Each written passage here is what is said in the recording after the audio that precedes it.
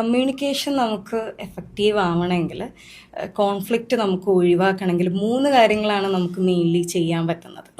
ഒന്ന് active listening ആണ്. Active listening എന്ന് പറയുമ്പോൾ നമ്മൾ നേരത്തെ പറഞ്ഞതുപോലെ ജഡ്ജ്മെന്റ് ഇല്ലാതെ അവരെ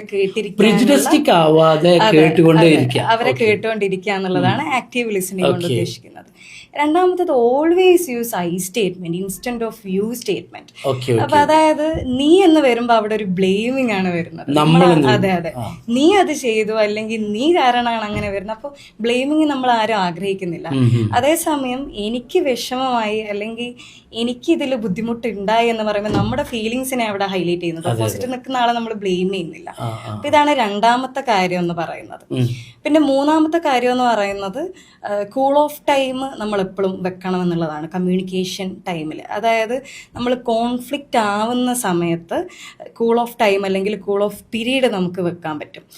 നമ്മൾ ഇമോഷണലി ഒരുപാട് ഔട്ട് ബേസ്റ്റ് ആകുന്ന സമയത്ത് നമ്മൾ ചിലപ്പോൾ അവെയർ ആയിരിക്കില്ല നമ്മൾ എന്താ പറയുന്നത്, അപ്പോൾ നമ്മൾ എന്താ ചെയ്യുന്നത് എന്നുള്ളത്. അപ്പോൾ കൂൾ ഓഫ് ടൈം വെക്കുന്ന സമയത്ത് രണ്ടുപേർക്കും ഡിസൈഡ് ചെയ്യാം, നമുക്കിത് വിൽ ടോക്ക് ഇറ്റ് ലേറ്റ്, അല്ലെങ്കിൽ നമുക്ക് നാളെ ഇതിനെപ്പറ്റി സംസാരിക്കാം എന്ന് പറയുന്ന സമയത്ത് നമുക്ക് എന്താണ് പിറ്റേ ദിവസം ആകുമ്പോഴത്തേക്കും നമ്മുടെ ഇമോഷൻസ് ഒക്കെ ഒന്ന് ഡൗൺ ആയിട്ടുണ്ടാവും. അപ്പോൾ കുറച്ചുകൂടെ നല്ല രീതിയിൽ അസേർട്ടീവായിട്ട് നമുക്ക് കമ്മ്യൂണിക്കേഷൻ കൊണ്ടുപോകാൻ പറ്റും.